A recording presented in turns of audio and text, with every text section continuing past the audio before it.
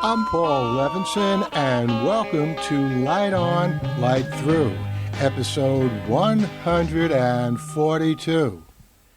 Captain Phil interviews me about the Democratic National Convention that took place last week. Well, today is August 25th, 2020. It's been a rough day. I just saw a news conference in which attorney Benjamin Crump was talking about the shooting of Jacob Blake, an African-American man who was shot 7 times in the back. He's, thank goodness, still alive, but obviously not in very good condition. I'll probably be doing a podcast about that at some point. In the meantime, you might want to listen to the podcast I did back in June about the problem with police authority. But this past Sunday, 2 days ago, I got a request, a last-minute request, from the notorious Captain Phil. His full name is Phil Merkel. He has his own show on WUSB FM Stony Brook.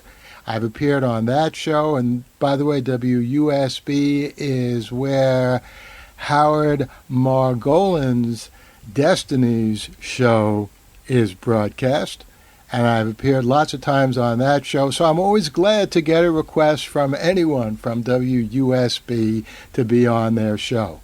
And we had a great conversation 2 days ago about the Democratic National Convention that had just taken place. So I'm going to play that conversation for you right now. You'll hear before the conversation, Captain Phil was good enough to play one of the songs, Samantha, from my new album, Welcome Up, Songs of Space and Time, which just got a great review in Ugly Things magazine. So things are looking good for that album. The reviewer is John Pruitt. So thanks again, John. Here now, though, is the conversation that Captain Phil and I had just 2 days ago. The Light on Light Through podcast.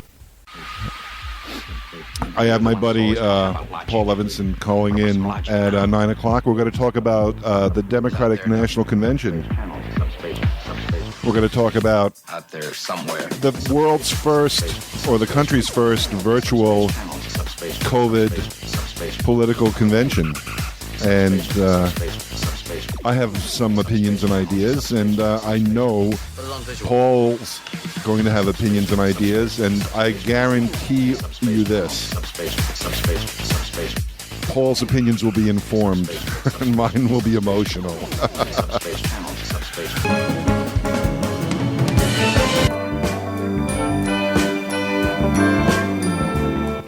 私、長住康子です。皆さん、キャプテン・フィルス・プラネット、WUSB の番組を皆さんお聞きになっていらっしゃいます。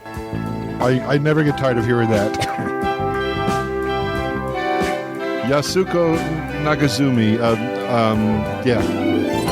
Thank you, Roy Belquist, for having me meet her. This is my buddy Paul Levinson with Samantha. Samantha, can't you see? There's no way loving me gonna work for you. Yeah, that's ever true. Samantha, fantasy is so sweet when it's free. But up is past due. Not much we can do. You come from an alternate dimension. That's what makes you so appealing. That's what puts me on the ceiling. You come from an infinite extension. They'll put you back there anytime. I'll put you back there on that drive.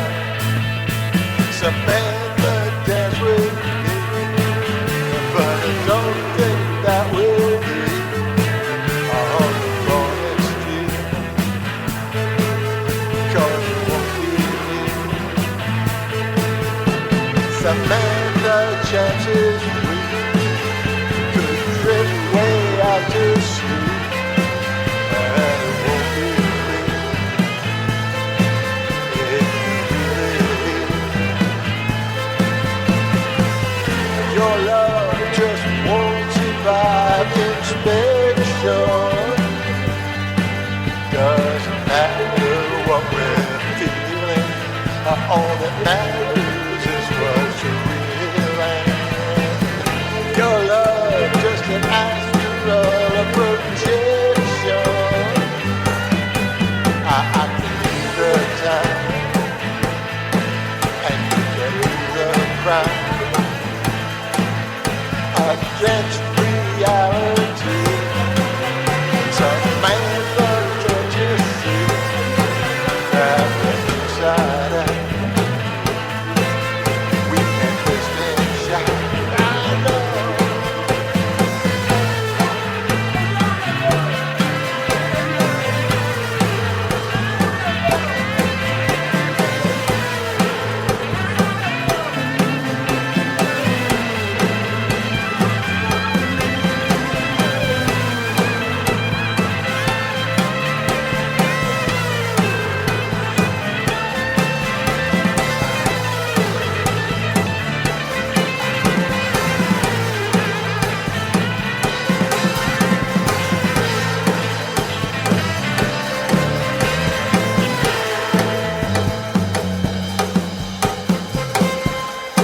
All right. It's our buddy Paul Levinson here on WUSB Stony Brook. It is Sunday night. It is 9 p.m. Let's make it official. You are listening to WUSB Stony Brook, 90.1 FM and W297 BM Stony Brook, 107.3. Captain Phil filling in for Christian on this Sunday night. And my guest, Paul Levinson, is on the air. Can you hear me, Paul? Yes, I can, loud and clear. Beautiful, beautiful. Well, welcome to the airwaves of WUSB again, Paul, a frequent guest of Destiny's The Voice of Science Fiction and Captain Phil's Planet, back when I was doing tons of fill-ins when I was still living on Long Island. And I think they changed. I did so many fill-ins back then. They changed the letters from WUSB to WUSME back then. There you go. Good thing. So you have lots of great stories out, amazing stories, magazine appearances, the new album. How is the new album doing, Paul? The new album is doing great. In fact, there's a major review coming up in Ugly Things magazine. And I think despite its title, it's going to be a pretty good review. That's going to be in the September issue. And I heard from a little birdie that the first pressing that Light in the Attic Records is distributing, the vinyl, is very close to being sold out, which brings joy to my heart because that means they'll go into a second pressing. So I'm having a lot of fun.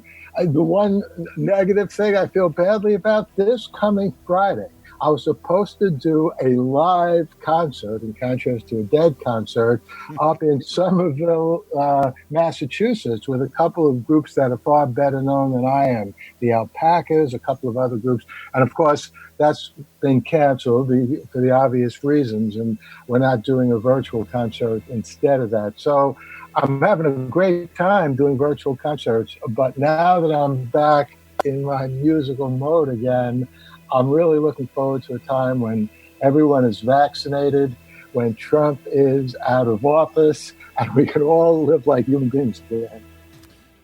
Yeah, I'm kind of looking forward to that, too. Before we get into the DNC, well, first of all, let's give out, before I get too emotionally crazy here, give me all the pertinent URLs. If you want to acquire this first pressing vinyl still, where can you get it, Paul? Well, lots of places. The easiest one is just go to paullev.com, PAULLEV.com, COM, and click on Shop, and you'll find how you can order the vinyl there. You can order the CD, even order original sealed copies of my previous album, Twice Upon a Rhyme, which came out in 1972. So that's where you can buy my music. You can listen to it free of charge to your heart's content on Spotify, on Bandcamp, and all the best and worst places in the musical universe. But everybody knows music sounds better if you pay for it. So sounds better than me, for sure. And what about your stories in Amazing Stories? Haven't you either published a new story recently or have one coming up soon? I do have one coming up soon, but I'm not allowed to talk about it. Oh, no. So it's going to be coming up. Amazing Stories had a very successful recent Kickstarter, so they're going to be booming away for at least a couple of years based on the amount of money they raised. Sweet. And I will be having a very special story in one of the first few new issues that come out this year. So I'm very much looking forward to that. Yeah, Amazing Stories. Around forever, and it's the magazine that never dies, and may it outlive us, Paul. I just love it so much, and it's where so many great writers got started way back in the 1930s, and continue to do so. So I started playing you into Chicago's 1968. I had Bob Longman very excited that we were playing Chicago on the air tonight, and that was audio from the 1968 Democratic National Convention. Paul, I love that song, but I was 6 years old in 1968, and I could care less about politics back then, although I will tell you my mother was very anti-Nixon, and always, was worried about him. And my mother, of course, grew up in Nazi Germany, and my mother knew a fascist when she saw one, and was always, pointed towards the liberal and democratic side of things here. What exactly happened in there? I know Dan Rather got beat up, and I heard Dan Rather speak on PBS after this year's convention, and he said he saw some action on the floor, and that the mayor in Chicago was having everybody not get up out of their seats, and some representative needed to use the men's room, and he got up and they tried to arrest him, and Dan went over there and got beaten. Is that accurate? Is that what happened? Absolutely, and I saw it happen on live television, and this was also one of Walter Cronkite's finest moments. So he was a gentleman, Walter Cronkite. He didn't like Nixon any more than any other sane person did, but he was, a news anchor, and he usually was very well controlled. And when he saw what was happening to Dan Rather, who was indeed being punched, Walter Cronkite, in his sonorous voice, said, "It looks like there are thugs down there, Dan." And, that might sound a rather restrained statement, but for Walter Cronkite to call Mayor Daley's security forces thugs was a big deal. And I have to tell you, that convention was as heartbreaking to me and my wife, Tina, she was just my girlfriend back then, as the DNC convention of the past week was so uplifting for a bunch of reasons. We were coming out of Robert F. Kennedy being assassinated after, of course, JFK had been assassinated. The truth is, my wife and I were fervent Eugene McCarthy supporters because he was much earlier in denouncing the Vietnam War. We welcomed Robert Kennedy coming along, but we wanted Eugene McCarthy. And for whatever reason, after Robert F. Kennedy was killed in Los Angeles, Eugene McCarthy's campaign, which should have been energized because he was the only progressive left in the field, pretty much fell apart. And the nomination was given to Hubert Humphrey, who, at his best in the early 1960s was a good liberal. But apropos Phil Oakes' song, Love Me, Love Me, Love Me, I'm a Liberal, even has a line, "I cheered when Humphrey was chosen, my faith in the system restored." It's basically a spoof of these liberals in the early 60s. And so, Hubert Humphrey wasn't the worst, but the difference between Humphrey and McCarthy was like day and night, with McCarthy being day.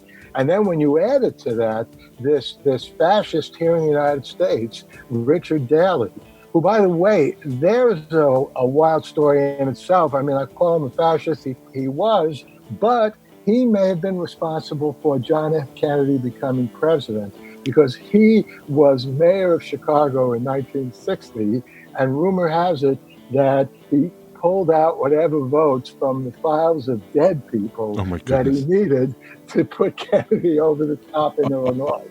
So I guess that was doing a bad thing for a good purpose. Oh, my goodness. But he was responsible for those thugs that attacked Dan Rather, and I have never been more furious in my life than I was back then.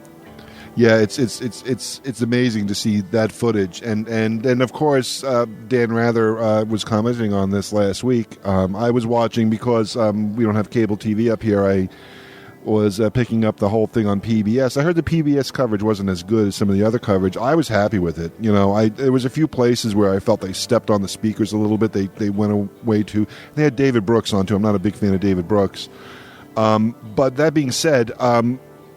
I was able to hear everything crystal clear, and this was a really unique and an odd experience because this is the first convention, Democratic convention, political convention I've listened to that I haven't been put off by the screaming and the theatrics and the football-like and the cheerleaders and the balloons and the hats and all the nonsense.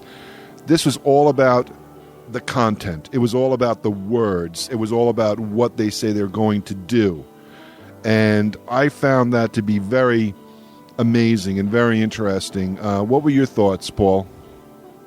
Well, I thought the same, and for several reasons. One, if you think about it, what the virtual convention did for the first time is it equalized the delegates and all the big names that are always part of the convention and sort of feed into that halftime Super Bowl atmosphere. It equalized that with everybody else in the United States and, for that matter, the world. We were all in the same position.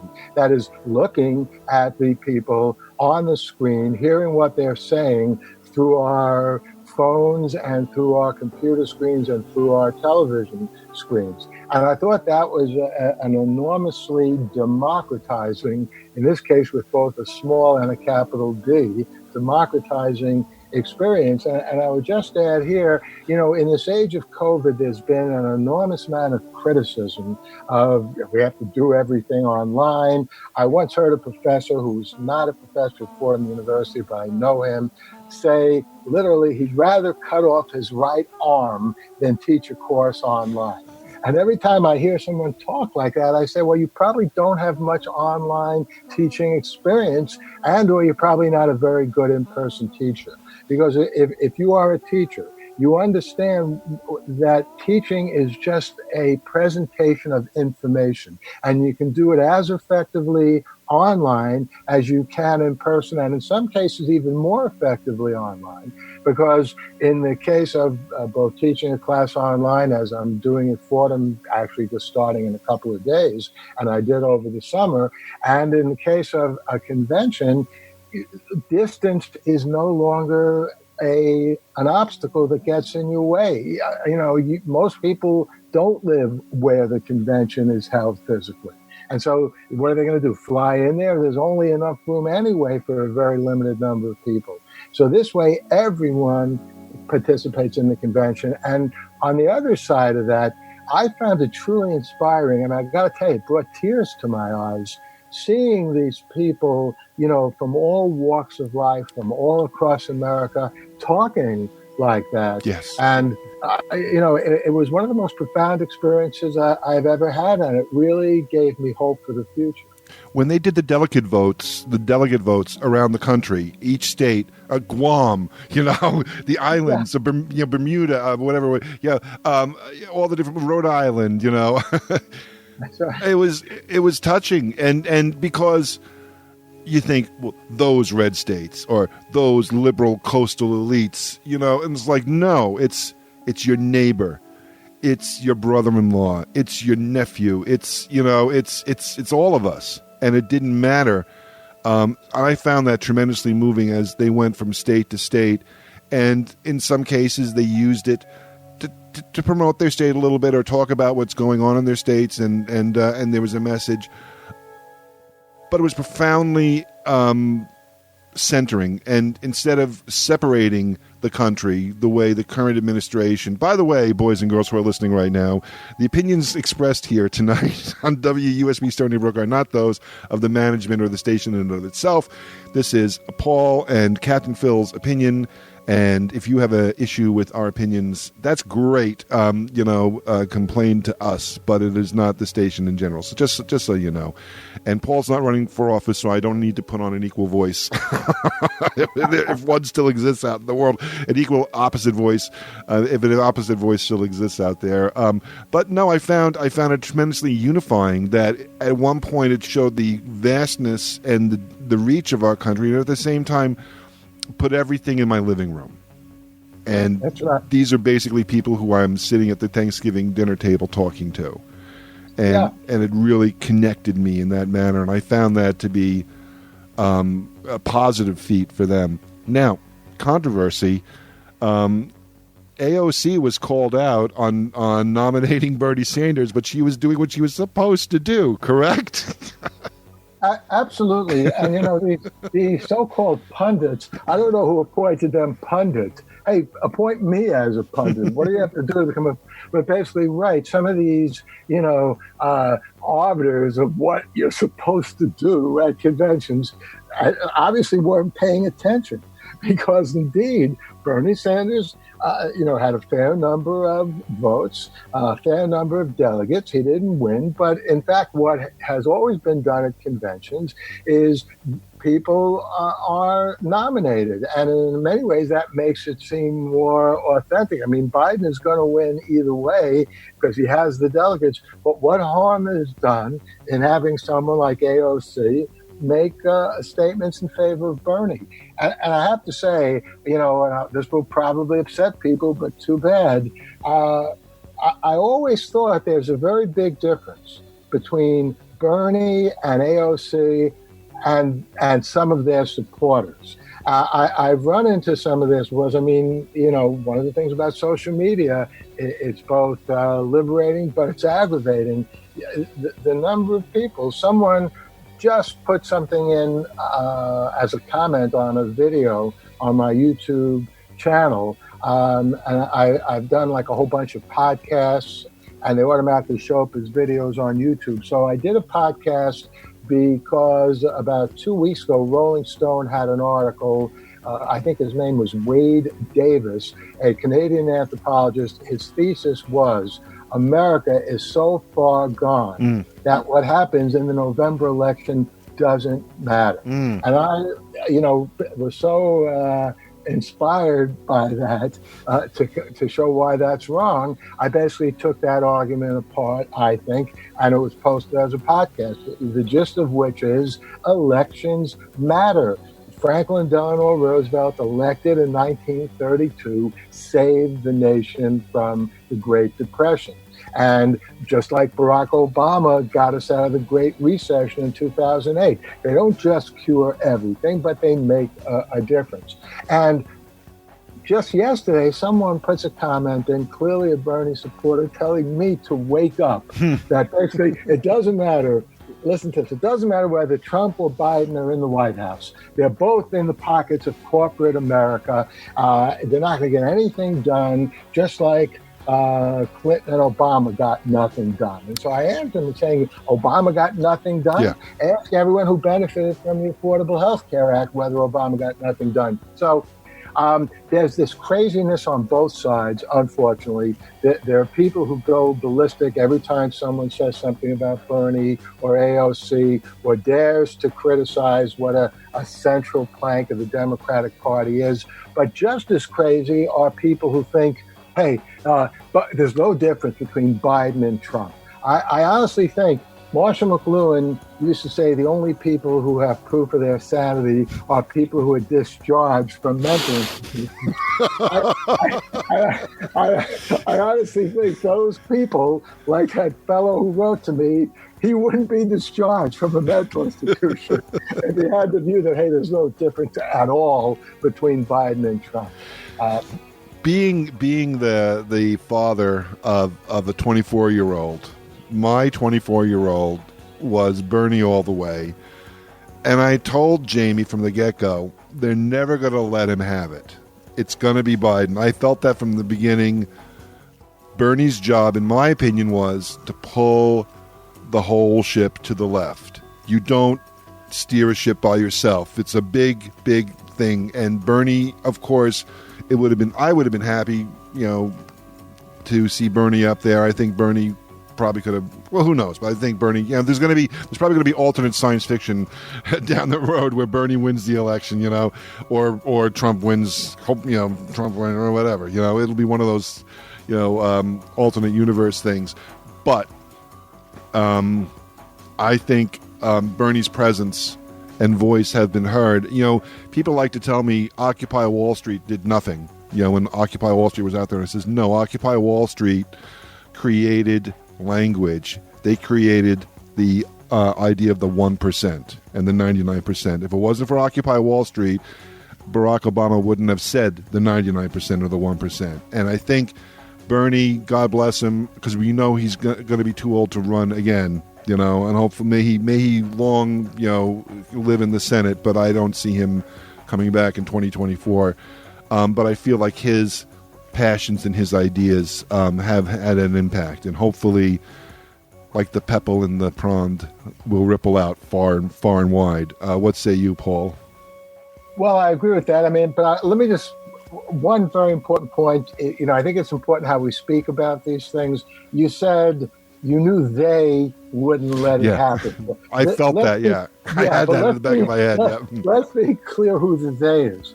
The they are the voters. It's no nefarious force. Basically, as we well know, Clyburn strongly endorsed Biden in the South Carolina primary.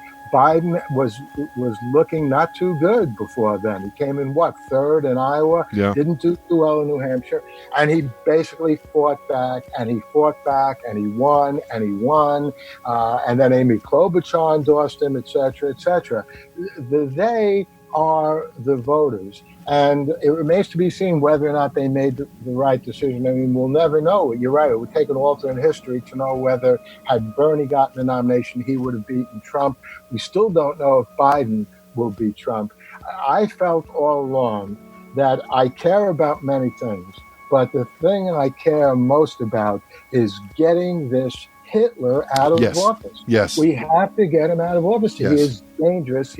God knows how many people have died because of his horrible mishandling of the pandemic.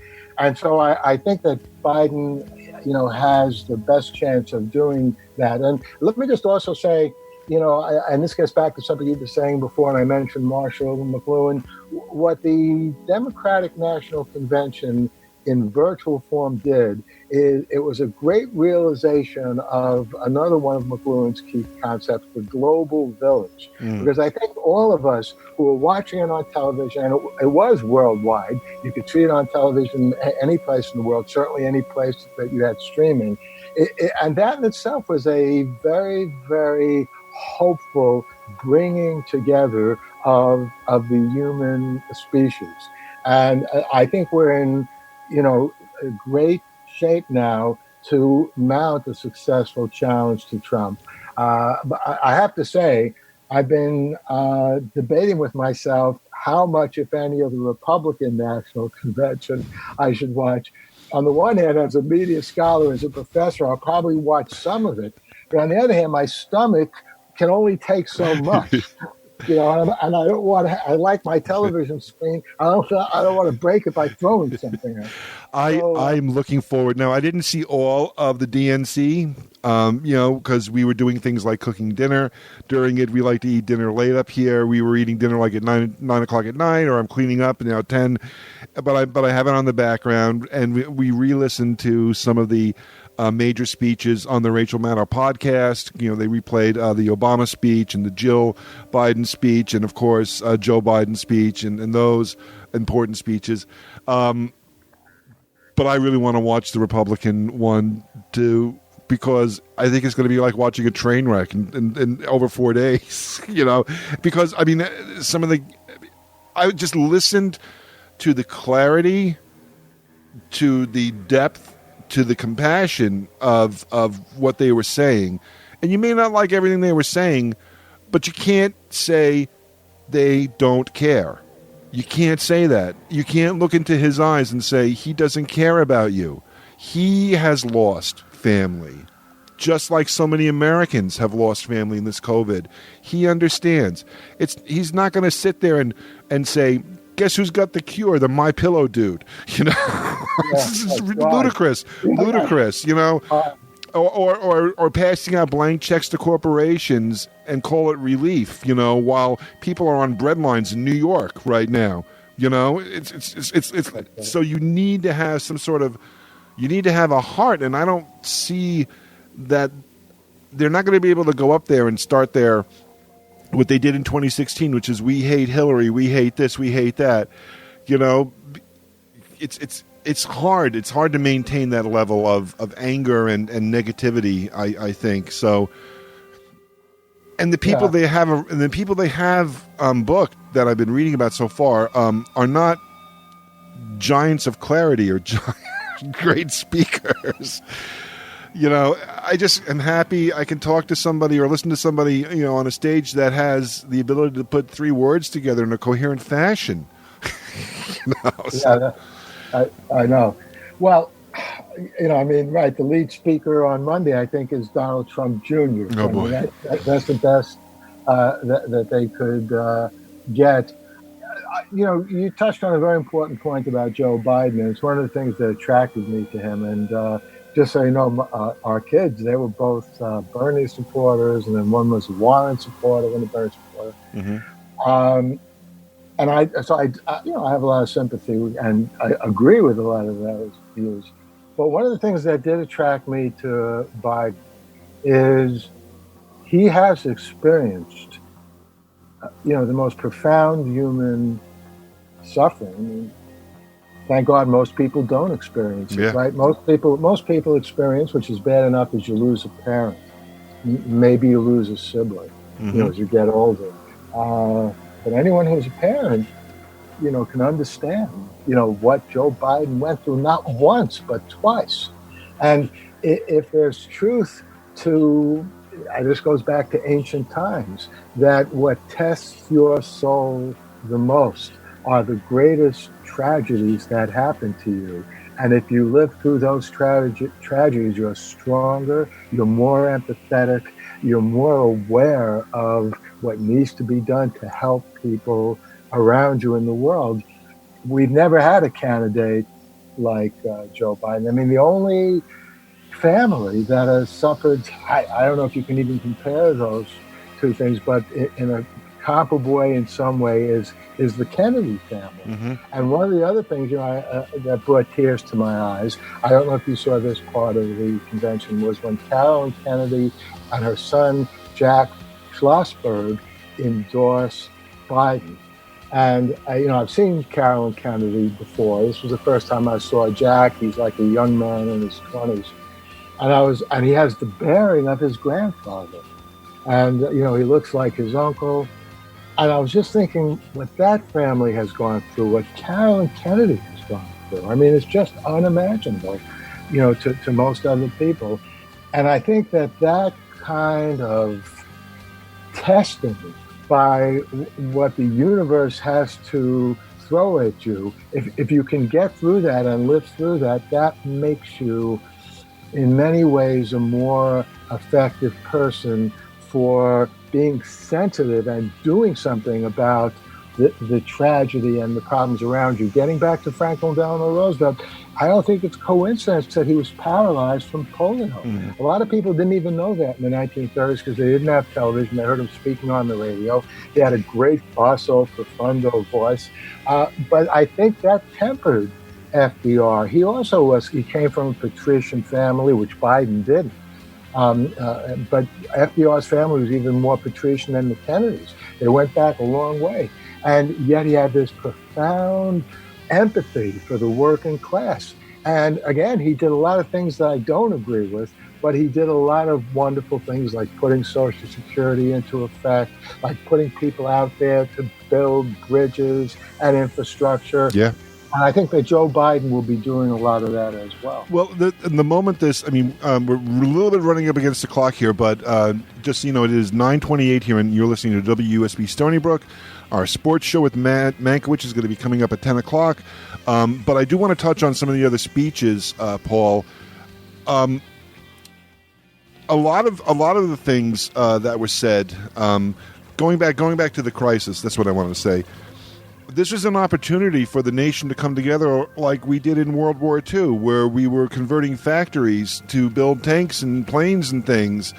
We could have been converted factories to build, the breathing machines, to build PPE, to do all these things. And this current administration has sat on their hands. And this could have been a place where the out-of-work people could have been working in a factory, putting, shipping out face masks, or working on the, the breathing machines, the name of which has fallen out of my head at this opportune moment. All these things to help combat this, tracing infections, all these things. These are jobs that could be done by a lot of the people who are currently out of work because they worked in a restaurant, they owned a business that had people going in and out of. And the way to get out of this is, of course, to not spread the virus. So this sort of thing has been ignored, and instead it's been like, get back to work, send your kids back to school. We want the unemployment numbers to stay low. Yeah, well, the irony about Trump is he survived the Mueller report. He survived impeachment. He should have survived neither. Yeah. But in an odd, ironic way, he was given a chance to redeem himself. He could have done exactly the things that you are talking about. But he is so depraved. He has such little humanity in him. And as many people have said, all he cares about is his own image, that he not only is responsible, which was far more serious, for all of the deaths of the people that a more prompt and effective response to the pandemic could have avoided, but he's also responsible for, in effect, undermining this last chance that he had to have even a smidgen of decency and effectiveness as a president. And instead, he rambles on his stupid nonsense all the time. He attacks the post office. I don't have to go over all the various things. I'm sure your listeners know. But, I mean, this is the monstrosity that got into the White House. And that's why, again, to get back to our discussion of Bernie and Bernie supporters, any Bernie supporter who doesn't get out there and vote for Biden, I'm sorry, I think that person has some kind of mental problem also. Because the result will be that Trump will have another 4 years, and God knows what's going to happen if that happens. I truly believe, I feel like that's a Facebook sort of thing where people say, well, I'm not, whatever. And it's like, no, it does matter. It really does. Because had the election been properly counted in 2016 and we had a President Clinton again, not that I was super crazy about Hillary, but she was way more qualified at this than anybody else, I guarantee you we might not have been underwater in COVID, but we would have been way ahead of it. There might have been problems here and there, but we would have been tackling this maybe not as well as Obama handled Ebola, but definitely not this. Definitely we wouldn't be the worst in the world. What was your favorite speech? Besides Biden, what was your favorite speech at the convention, Paul? That's really tough because there were a lot of really outstanding speeches. I would say Obama, and here is why. I thought Michelle Obama's was fabulous. Mm-hmm. I thought there were lots of good speeches. But what really got me about Obama's, this is not the kind of speech that Obama likes to deliver. Yes. If you look at the history of Obama back at the 2004 Democratic National Convention in Boston, his first speech, his speeches when he was running for president, his speeches, on Inauguration Day twice, they were always hopeful speeches. They were always lifting the country up. And it must have taken a lot for Obama to take the talent that he has. And he helped write this speech as well as deliver it. It must have taken a lot for him to make his speech a dire warning, which that's what it was. And it affected me, very deeply, just on the human level. Because I saw this person who is not comfortable doing that. This is the last thing that Obama wanted to do, but he felt he had no choice. and I really respect him for it. Yeah. And I thought that was also the best speech of his career. Yeah, it was a kind of an amazing thing. I tell you, well, I don't know if this counts, because they weren't keynote speeches, but, well, actually, I do have to say Jill Biden, I thought, was awesome, just from the fact that she's a fellow teacher, like you and me, and then that was like, yes, someone with the respect of the profession, because there's so many people pulling down the profession, in so many different places. It was good to see the DNC get behind that profession very nicely, I thought. But for me, the person who said, and this was just like a quick, soundbite sort of thing, the woman who said, my father was a Trump supporter and he got COVID. His only precondition was he was a Trump supporter and it killed him. I thought that was tremendously powerful to kind of knock me off my feet. And then, of course, the young boy, the 13-year-old, 14-year-old boy who stuttered. I get tears in my eyes thinking about what he did. It was, you could hear a pin drop during that speech. It was just astonishing. How can anybody mock anybody with a disability after that kid spoke? Because they're going to go after Biden for his stuttering disability. And I was gobsmacked when they did that, and I just thought it was brilliant. They put his disability front and center, and they said, "You want to come after us? Go ahead." So amazing. Go ahead. I agree. Both those, I agree with you completely. As far as the teenage boy in New Hampshire, with the stutter, if you just think for a second of the courage, the bravery that he was able to summon, because you and I are adults. Even we wouldn't be comfortable to talk like that in public. I can barely do this radio show without soiling myself. I think about how we were when we were 13. Yeah. And look, as you know, there are few people as arrogant as I am. But when I was 13, I was a little less arrogant than I am now. I was a little, I've never seen anything like that. And as far as the young woman who said that, right, my father died, his only precondition was that he trusted Trump. Wow. That was like a smack right in the face. Because you talk about people speaking from the heart, the anger, the righteous, justified, good anger that this woman had was just what I think the country and the world needed to hear. Because that was the result. Her father dying is the result. Of course, no one forced her father to follow Trump, but neither did Trump have to say it. And here is what Trump's gibberish, his stupid gibberish, resulted in. Yeah. His stupid nonsense. Saying, it's going to go away. Don't worry about it. You don't need to wear a mask. All his stupid nonsense. And she lost her father. Yeah. Yeah. And in fact, those of you who are listening out there, and if you have lost someone to COVID-19, we are here for you. The station is here for you. And please, if you're alone and if you're upset and if things, if you've lost somebody, talk to somebody about it. Please do. It's a tough thing. We've lost people in our family to COVID, so we know we're there too. So it's been. Well, what do I say? I say COVID is a monster. You have to treat it as such. You don't mess with a monster. It is a monster. It's probably one of the worst pandemics in my lifetime. Yeah, it's the worst thing I've ever seen. And we need to get going on this because we've been delaying our reaction to it for too long. Paul, it's almost time to split. So let's get out all your credits one last time. Give me your website and where to find you virtually, and yes, and the music and the stories and everything. Okay, first of all, I'm very friendly. If you say hello to me on any of these places, I'll definitely say hi. Thanks. So Twitter @Paul Lev, PAULLEV. My website, paullev.com, PAULLEV.com.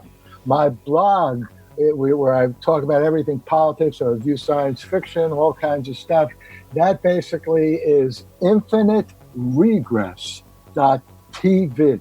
where you'll find everything that pertains to infinite regress. You can figure out what that means. As far as my music is concerned, you just search on me on Spotify, on Bandcamp. You can listen to that free of charge. And last but not least, if you're interested in any of my novels, any of my nonfiction books, just search on my name on Amazon, and you'll find a lot more than you would like to see, I'm sure. Everybody healthy, Paul? Everybody good? The family good? Everybody staying safe? Everybody's staying safe, and my wife and I are, having a good summer insofar as we finally been able to see our grandkids, not really hug them because our kids are worried that somehow that's going to, communicate the virus to us. But we've gotten together with the family 3 or 4 times, and it's like manna from heaven, wow. Being able to see your family. So we're feeling very good. I look forward to reading your reactions, horrified and otherwise, to the Republican National Convention this coming week, and I am going to pop a giant bowl of popcorn and sit back and enjoy the show. I can't decide if it's going to be as good as Plan 9 from Outer Space or as good as Manos, The Hands of Faith on Mystery Science Theater 3000. I will say I would love to have the Mystery Science Theater crowd commenting throughout it. Maybe that would make it more watchable.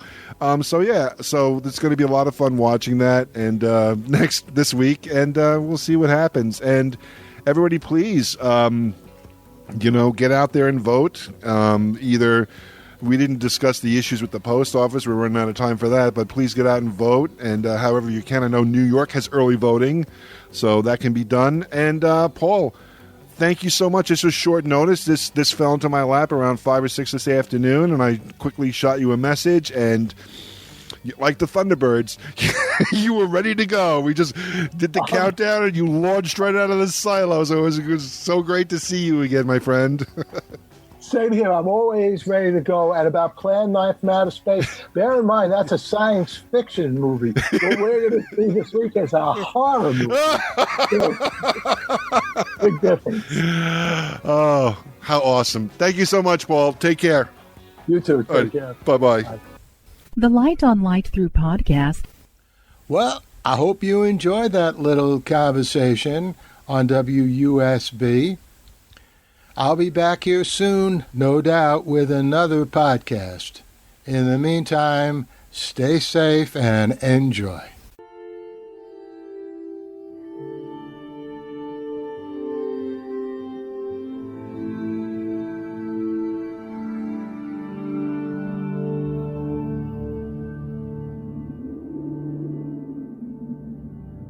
Athens, 2042 AD. She ripped the paper in half, then ripped the halves, then ripped what was left again into bits and pieces of history that could have been. Sierra Waters had read once that, years ago, it was thought that men made love for the thrill, while women made love for the sense of connection it gave them. Curled Up with a Good Book says, Sierra Waters is sexy as hell. You can find out more about The Plot to Save Socrates by Paul Levinson at theplot2savesocrates.com.